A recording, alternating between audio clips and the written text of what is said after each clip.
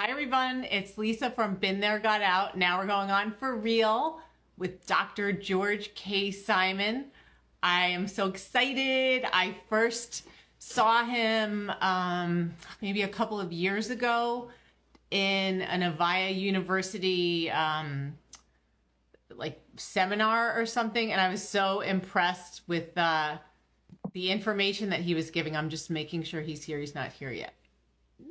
Okay, I hope he gets in. We just practiced for the first time oh, there he is. Okay. All right. So Dr. Simon, let me just get you in here. Let's see if this works. Yes. Okay. All right. So anyway, there you are. All right.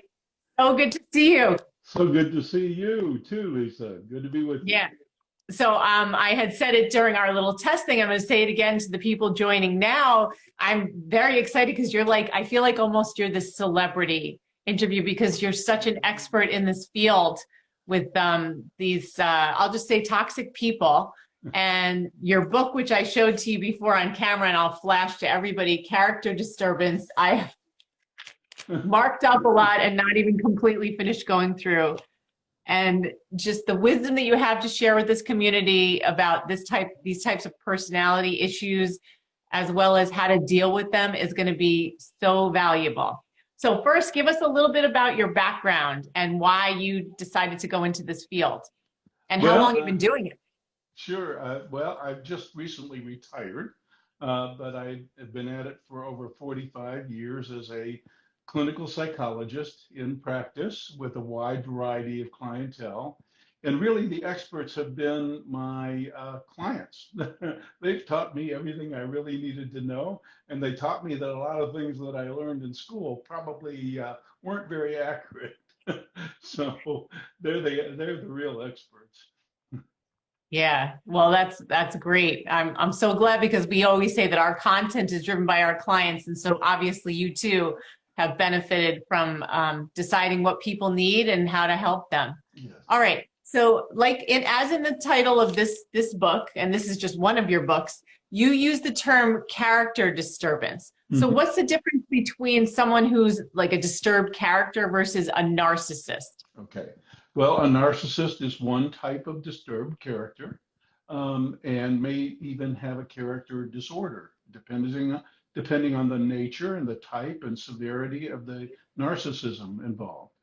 But what we now know is that character disturbance, and this is something that I wrote about 20 years ago, exists along a spectrum. Just like we know these days about the autistic disorders, we used to have these nice, neat little pigeonholes we thought that we could classify people. We now realize those pigeonholes were not accurate. Those little categories we had were misleading. There's a wider spectrum, and the same is true of character disturbance. And so narcissism can be a part of somebody's character disturbance. There are other features that can make up somebody's character disturbance. For example, their predisposition to aggress, or their predisposition to be sensation seeking. All kinds of personality traits can contribute to a character disturbance. But the essential thing about character disturbance, or even a character disorder in its extreme form, is that the person's very way of being, their preferred way of relating, the way they operate in the world, that's the problem. It's not just that they've got an unresolved issue. It's not just that they've carried a wound or a trauma that hasn't healed. The very way they want to see and do things is the problem. Their character is the issue, and it can be disturbed and it can be severely disordered. And a lot of things can contribute to that. Yeah. Okay. So how do we know? I mean, people always say, I'm going to spot a narcissist from a mile away, or I'm going to spot someone with a character disturbance. How do we actually know if someone has a personality disorder or a character disturbance? You know, this is what my clients taught me early on. Some are easier to spot once you know the signs. Some narcissists, for example, however, are very charming. They have the gift of gab. They have good what we call impression management skills, and maybe we should talk about that a little later. Yeah. So they come across well. They're amiable. They're likable. They make good impressions. They endear people easily. They know how to talk to people, but they can be extraordinarily self-centered. They can be prone to using and abusing people, and you don't know it until it's too late. So they're not always easy signs to pick up. That's why I've written all the books that I've written. I've written 5 books now. I want people to be informed. I want them to know what to really look for, because these days, more than ever before, it is important to vet character on the front end, and you got to know how to do it. It's kind of a lost art, but we need to get back to that because there's so much character disturbance of one type or another. So, okay, so say you can't tell right away, but are there things over time that would hint that somebody's got an issue? Can you give a couple of Sure. examples For of those? example, in the early vetting process of a relationship, which people don't do enough of. Now, I'm not blaming victims, but people just do not do enough vetting on the front end of a relationship. Let's say that you're dating somebody, and you learn, of course, in the vetting process, that they've had several relationships before, maybe even been married once or twice before. And you need to explore that. Clearly, something went wrong. And if the answer always is, well, she, or well, he, blah, blah, blah, blah, blah, they just picked the wrong person. They were a horrible person, but it'll be different now. That should be a red flag. Yeah, Yeah, I think about like playing the victim. yeah, why is there never here an acknowledgement that maybe you've done some things wrong? And by the way, if you're always picking the wrong person, what's wrong with your picker? You know, there are some clear indications that a person is not really accepting responsibility, has a tendency to blame others, wants to look good as opposed to be good. Those are the things you want to look for. Okay, so that leads us into impression management, which you touched on for a second, and now let's get into what is impression management and why is this so important to one of these personality types? Yeah. Our behavioral history tells the story more than our words. There's that old axiom about actions speaking louder than words. It is much easier to paint a picture that looks pretty. It's much easier to do that than it is to actually do the hard work of being a decent sort. Being a good, solid person takes work. It takes honest reckoning with your mistakes. It takes the willingness to acknowledge those mistakes to others. But when you always have an answer, when you always have an excuse, when everybody else is always at fault, these are impression management tools. When you're always looking for when you're always attempting to seduce, to charm, the charm alarm should go off. And you should be saying to yourself, especially in our day and time, more so in our day and time than ever before, you should be saying, okay, so this person is really trying to look good right now. So that means I really need to do my homework and vet the history. I need to really get some facts straight. I love that. The charm alarm. The charm alarm should go off. That's excellent. That's why I have so many marks in this for this book, because there's so many great, you're full of great lines. Okay, so another thing that you've said that I noted is that these types of people will fight unscrupulously and underhandedly for what they want. So let's talk about how this plays out during a divorce or separation and post-separation. Yeah. I make the point in all my books that much like in real estate, where only 3 things matter: location, location, location. With character disturbed people, only 3 things matter: position, position, position. That is, if they're in a position to dominate, control, call the shots, if they find themselves in a position to maybe win, they're happy. all is right with the world, no problem. But should they find themselves in a position to have to concede some, to give some, to subordinate their will to something bigger, to actually maybe honor some of your legitimate wants and needs, then you got trouble.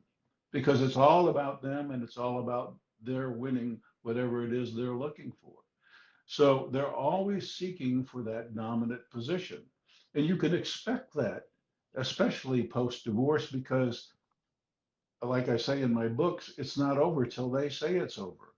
The way they see the world, there's only four possible outcomes. I win, you lose. And that's the way they prefer it. Uh, you win, I lose. That they just hate that. They're not going to accept that. They will accept a win-win if it appears that there's no other alternative. But the worst possible outcome is when they realize that maybe, just maybe, they might lose and they're going down. And this plays out so tragically in the most abusive relationships. They say to themselves, if I'm going down, you're going down with me. And so many really seriously toxic, abusive relationships end that way, where when the jig is up for the abuser, they're taking some people with them. And it's not pretty. But so you have to be aware of that mindset, and you have to be prepared, and you have to have your support systems lined up. And here's another really important thing. With folks that are at the extreme end of the spectrum, they just absolutely have to win. They have to have their way. They never take no for an answer. You can expect anything. You have to be prepared for just about anything. And that's why it's so important to have support. Yeah. I don't think I told you, Dr. Tom, I'm in my 8th year of the family court system dealing with my ex who won't comply with orders. So I completely relate. And our clients have gone into bankruptcy, lost their kids. I mean, the most extreme situations, because like you said, they don't really care. You know, even if they have no money, they'll spend it all and more just to take you down. They'll take the kids down. They don't care. Yeah, But it is all you know, about you said winning. a key word there. I use some rhyming phrases in my workshops when I'm training professionals who sometimes just don't get it when it comes to character disturbance. They waste, and relationship partners do this too. They waste incredible time and energy trying to get this character disturbed person to see what they already see, what they've been told 1,000 times. And it's a waste of time and energy. And so I use the rhyming phrase in my workshops. It's not that they're not aware. The problem is they don't care. They don't, Yes. they don't have the heart to subordinate their will to something bigger than them. If they're really narcissistic, they can't imagine anything bigger. And if they're aggressive in their predisposition, they're determined to fight any giants in the world and emerge victorious. So it's really rare that someone with a character disturbance like this will simply comply with a court order or decree. And people who have been in severely abusive relationships know how worthless many times those restraining orders are. You know, they're just pieces of paper. Yeah. Yeah, absolutely. And so going into something you mentioned briefly again, and we'll get into more deeply, you said in the past that these people are sensation seeking Mhm. and they crave novelty and excitement. And we know that family court provides a stage for this. And Yes. we know that in the United States, it's adversarial law. So it's all about who can put on the biggest show and make most noise. Yeah. So how do you think that someone can engage effectively with one of these people in a courtroom setting? Like any tips that we know a bunch, but let's hear from you. Yeah. And I might add to what you were just saying there about the court providing the stage. Some people just really, really like to fight too. So that's additional excitement. The more they can grandstand, the better. The most important thing when you're in court is your behavior will speak volumes about who you really are. Actions speak louder than words. So for you, the important thing is you display the kind of composure that a person with decent character would display. You're not in it for the sensation of it. You're not in it just to win. You're in it for the right thing to prevail. You're not in it to put on a show. You're not in it just to fight. You're in it to tell the truth, to exemplify the truth, to exemplify your own character. Be true, be honest, be forthright, ask direct questions, give direct answers. Show yourself to be the person you are with your actions. Don't get into the trap of worrying about what that other person is going to say or do or how they're going to do it. It's a waste of time and energy. What will happen if you focus on being the stand up person, the forthright person, the upright person, is that by contrast, the other person will reveal themselves. And it may not pan out like you like, especially not the first time. So you have to be prepared for that. The justice system is not fair many times, and it's not just sometimes. You have to be prepared for that. You're talking to someone who's been to court like 90 something times in the past few years. So I totally get it. Totally get it. It takes a long time for the truth to come out. Right. And you know what? I don't blame folks who have survived toxic relationships for not being at peace with that because, they're rightfully angry and hurt. And they're looking for nothing but support and justice through the courts or through their therapeutic interventions. And when they don't get it, they're even more frustrated. They feel even more alone. They feel even more abused and mistreated. I get it. I get it. However, you don't gain anything by playing anybody else's game, and you don't preserve precious time or energy when you concern yourself with what other people might do with people, places, and things that you can't control anyway. You be the person that you can be, let it shine, be content to let it shine, and be prepared for the fact that you may have to stand up time and time and time again and see it through. And here's the really important part because no learning, no human learning, no animal learning, no learning of any type takes place. And you as a teacher would appreciate this without reinforcement. So when you do those things, because nobody's going to follow you around and give you that pat on the back, when you do those things, you have to be the one to affirm yourself. Without that self-affirmation, when you pick up that difficult task and you carry it through to the end, without that reinforcement, it's hard to keep going.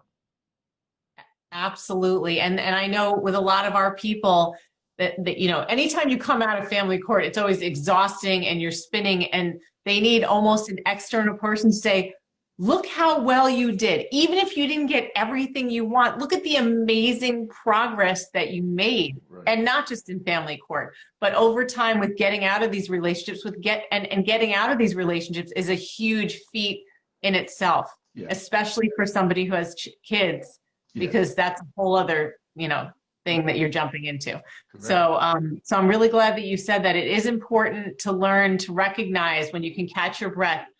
First of all, I survived that episode, so Absolutely. that's big. Right. I got through it. You want to and I'm making reinforce every progress. step. You want to reinforce every step, every assertive step in the right direction, no matter how small and no matter how seemingly insignificant, because it's doing the right thing that matters. Over time, it will pay. You have to have confidence in that. It may not seem so at the time. And the fight might be much longer than you had hoped for. It may take much more of you, but I tell you this for sure, you won't have the time or energy for it, for the task at hand, the daunting task at hand, if you're constantly turning your attention to what will he or she do next, or how will I handle if they do this, or how will I handle if they do that, you're not going to have the energy. Right, right. And I don't think we told you this, but so we have a legal abuse support group every week, and we have people in it from all over the world who are supporting each other through the court appearances and all the other stuff to say, Oh, that's like, great. you can do it. And it is so important to be Yes. surrounded by people who completely get it, because this is so irrational to the rest of the world when you're dealing with one of these personalities in the legal system, and always hearing people around you saying, well, why doesn't the judge just do this? Or why doesn't that person just cooperate? Or don't they love their kids? Why are they behaving like this? And you're like, Yeah. I can't do anything about it. I Okay. just have to get through this. So let me just mention something that may not sit all that well with some folks. But this is actually the biggest reason why, when people in early stages, when they realize something's not quite right in their relationship, and maybe sometimes they go to seek help, this is why the help doesn't come. This is why things don't get better. And that's because the core problem with such folks who will not subordinate their will to something bigger, to something higher, who will not commit themselves to something bigger, something higher, who will not do the hard work of growing up, growing a more mature conscience, controlling themselves better, et cetera, et cetera. Because that's the problem. And because that problem is so frequently never even touched in therapy, that's why things don't get better. Working with these people is extremely difficult, and the chances of success are very small. But the reason that they're virtually impossible is therapists waste precious time and energy trying to get folks to see what they already see, and they don't focus on the core problem, which is you don't surrender to something bigger. You know, what you just said is making me think about, and I wonder if you could touch on this. So I'm also a state certified domestic violence advocate. And one of the first things that we learned was that couples counseling can be very damaging to anyone who's in an abusive situation with a, let's say, with a character disturbance. Do you Right. want to comment on that at all? And I have certainly been affected. Some of our clients have been traumatized by couples counselors who didn't recognize what was going on and just made things far worse. Right. And even when the right person gets into treatment, unfortunately, our models have it backwards half the time. For example, the anger management model for individuals who have overly aggressive predispositions and who are chronically trying to run the show and run roughshod over others. We have the model that they get upset and then they lash out. Well, I have to tell you, after years and years and years of working with such folks, I know that they're in the aggressive mode of behavior almost all the time. Consider the aggressive driver. You've seen these people, they're weaving between lanes and they're determined to get that stoplight ahead of you about 5 seconds before you do, right? And they might even run it. When do they get ticked off? All the time. When something gets in their way, when they don't Mm. get what they want, when despite all their weaving and all their acceleration, there's 50 cars in front of them that aren't moving. That's when they get upset. So the model is actually backward. We have treatment models based on, well, if they get ticked off, they might lash out. Well, they're always in the aggressive mode of behavior. And when they get ticked off is when they encounter interference. So it's the aggressive style that needs to be dealt with. And there are ways to deal with that, but it's much more complicated than that. And they need Yeah. to be the ones in it. Yeah. Yeah. Well, we won't even get into how anger management for people dealing with restraining orders doesn't seem to be very effective. That's a whole other conversation. Yeah, it's a whole All new right. conversation. Yes. Yeah. Okay. So let's talk about another issue that's huge for people in this community, and that's how to best, um, when you're dealing with a co-parent who has a character disturbance, Yes. Hmm. how can you effectively, if effective, if that's possible, how can you co-parent with someone like that who Yeah. we already know doesn't really care about their kid's best interest, Right. uses the kids as pawns, Right. is just trying to get at you? Like, how do you deal with that? How do you Yeah. co-parent? Two main rules. Pick your fights very carefully because there's going to be an awful lot of time and energy spent in this enterprise. So pick your fights very carefully. Be firm with the things that you have to be firm with. But the most important rule is to watch what's happening in your mind. These folks train you to think outward. They train you to be on the lookout for what they might do next, what they might say next, what kind of stuff they might be filling that kid's mind with, how they might be dealing with that kid. You can't control all of that. You can't be there all the time. You can't change any of that, but you can determine how you relate to that child, what values you model, what character you model, what principles you adhere to. Children watch and they learn, and you can't control it all. You can't make them grow up any faster than they're going to grow up, but you do have the power to set a great example, to model the right things in time. In time, over time, what my experience has shown me is that kids will get it, but they have to do their own growing. And it may not be pretty for a while. They may get bamboozled. If your ex is a good impression manager, there may be some bamboozling there. You got to have the patience. You got to do what you can do and let the rest go. I know that sounds simplistic, but it's empowering in the long run. Don't waste time or energy trying to control what you can't control anyway. Yeah, as you just were saying in the beginning of that comment about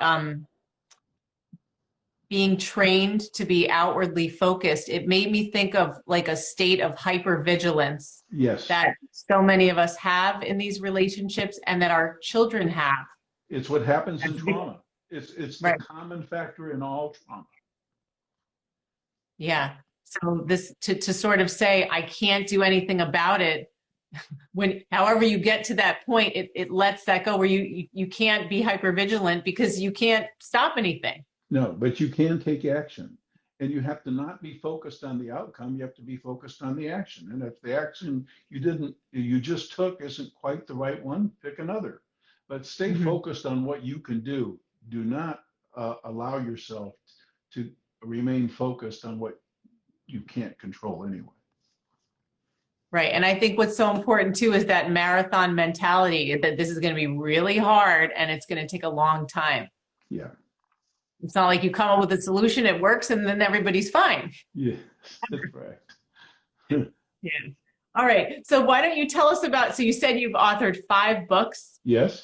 What else are you up to? And tell us about your books or anything else that we should know. How do people get a hold of you? Well, my first book, In Sheep's Clothing, Understanding and Dealing with Manipulative People, is now in over 25 languages and countries. It's an international bestseller. My clients taught me what is commonly now called the gaslighting effect. We didn't have a name for it back then, but this is the feeling, the crazy making feeling you have when you just know that there's something not right about the person you're with, but they have you thinking you're the crazy one. So that's my first book. And then Character Disturbance is my comprehensive explanation of all the disturbed characters out there, what to look for, and especially what to look for in the way of help. This And, one. and then my Judas syndrome is for the Christian faith community for about how a genuine faith can really help empower and change a life. And then how did we end up here? This is the Toxic Relationship Survivor's Guide. How to know if there's any hope, how to pick up the pieces and move on after a toxic relationship. And then my latest book, this is the dearest one to my heart, Essentials for the Journey, Embracing and Living what I call the 10 Commandments of Character. a guide to a psychologically healthy and spiritually rich life. Time-honored principles that all of us, if we embrace and live out to the best of our ability, will help make this a better world and help bring this crazy age of hedonism and narcissism, this rampant narcissism, to a close. Excellent. Well, so you've been doing this for 45 plus years. You said you're retired, but clearly you still have lots of life and spirit in you. So what are you going to be doing? I'm going to be promoting my books on Amazon, and I'm going to be doing more interviews. I'm not doing in-person workshops anymore. COVID kind of put a dent in that anyway. And I'm older now and really don't have the health for it, unfortunately. So I won't be doing in-person interviews, but or seminars, but I'll be doing a lot more interviews and a lot more writing, I hope. And then people can access hundreds of free articles on my blog at drgeorgesimon.com. That's drgeorgesimon.com. Hundreds of free Yeah, articles. right. And I know because I get your newsletter all the time. And this, I just got one this morning. I thought, oh, I wish I had gotten it in time to do it for today's thing, but about the gaslighting effect, which you just talked about. Yes.